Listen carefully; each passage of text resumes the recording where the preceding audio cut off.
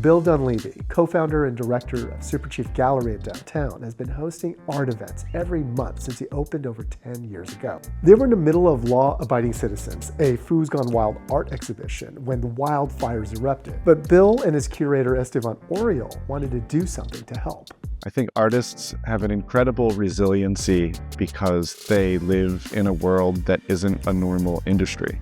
You're always hustling, you're always figuring out alternative means to do things, and you tend to be in some really weird circles in a moment like this that helps a lot. We decided to pivot and make ourselves useful as soon as possible and converted the exhibition into a volunteer-run disaster relief center. So Bill called his friends and posted a flyer on social media, and that's when creative director Selena Rodriguez volunteered to help lead their homegrown recovery efforts. I've never used Excel so much in my life.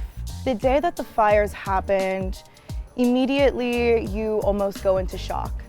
My motivation for doing it was really just a sense of urgency. I consider the people in my extended community around the gallery as family, our chosen family, so to speak. It was sort of like, okay, this is what we can do within our resources, our network, our communities.